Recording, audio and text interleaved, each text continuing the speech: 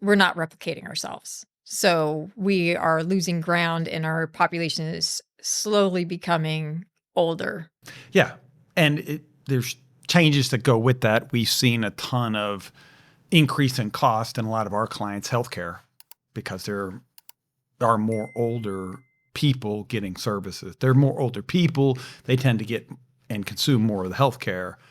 And so that's fueled a boom in the need for healthcare services, which there hasn't been enough doctors, MDs, and there's not going to be CDOs. enough doctors because of the demand. So there's this quote unquote mid-level that's taking on more and more of the patient, seeing PAs or physician assistants, NPs or nurse practitioners. And it's a different where a doctor gets 7 years or more of school, a PA or nurse practitioner tends to get about 2.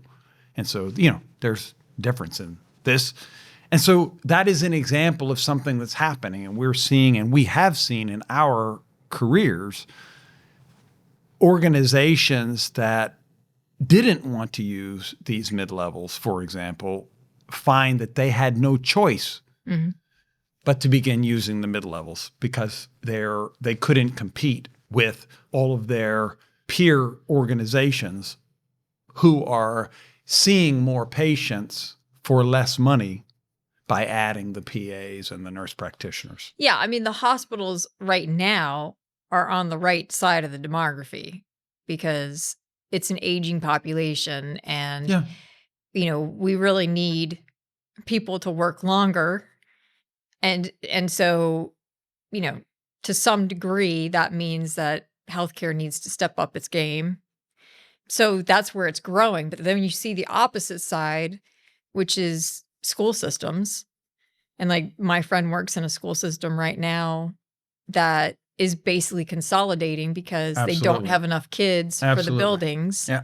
And that, obviously that has huge repercussions on the people who work in all those different buildings because they're not going to keep everybody on. Yeah, we don't need as many elementary schools as we have historically in this country because we're growing at a much slower rate than before. And we're aging faster, the average age, as you pointed out before. Yeah, and that's also accelerated by certain locations that are expensive to live in tend to drive out people who have less money, who often also have larger families. And so that's not always the case, but it can make the retreat from... Well, step back for a second. I mean, there's probably a fairly decent reason why people with larger families might be struggling financially. I mean, children are expensive. Yeah, sure. So it's not necessarily causation, but there's definitely correlation there. Yeah, sure. So yeah.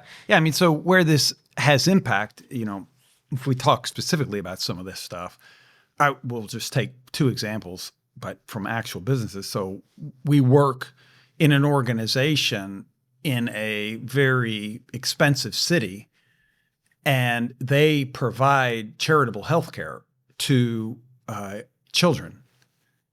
And as the city has gotten more expensive to live in, they weren't able to provide the service because, to be blunt, it was too expensive to raise a poor child.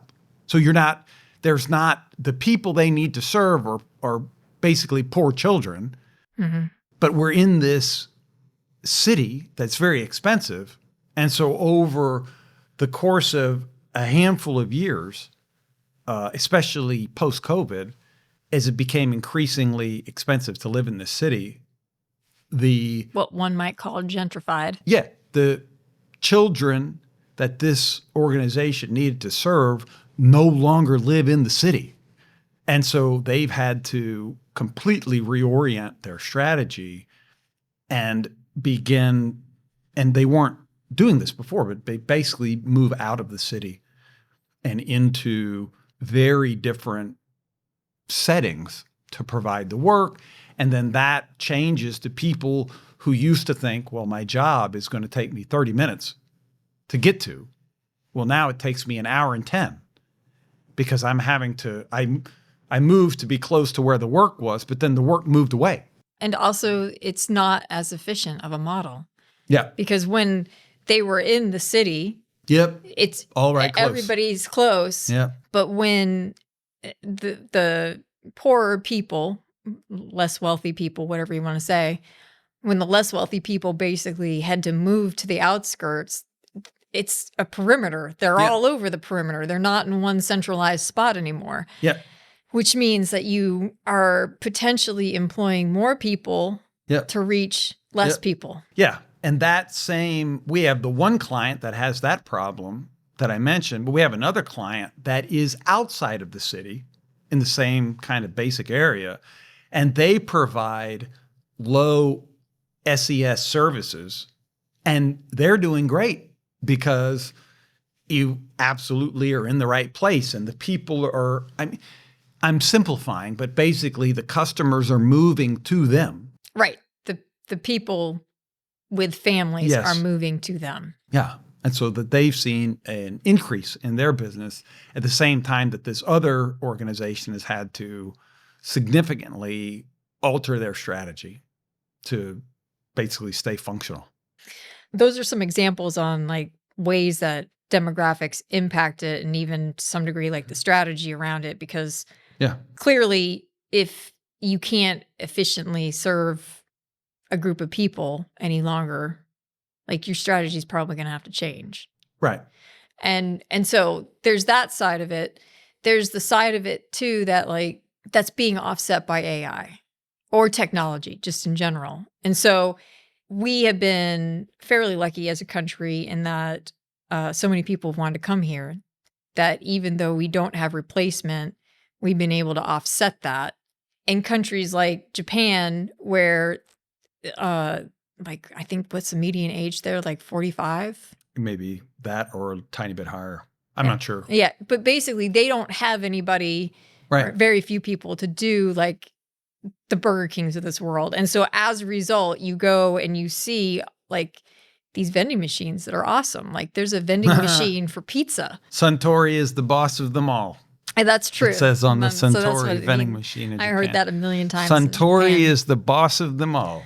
But like they literally have a vending machine that is on the street, and you can cold get drinks, pizza. hot drinks. No, pizza. Oh, you saw the pizza? Yeah, don't you remember the pizza place? Oh yeah. Right. Outside of the pizza place. Outside of the pizza place, so anybody could walk up and get it. And because I do remember that. Yeah. That's what you do when you don't have people who are younger who fulfill lower pay, lower tech jobs. Yeah. Is you go to an Asian country, because like the big Asian countries like Japan, Korea, Singapore. Yeah. I don't know Singapore's numbers exactly.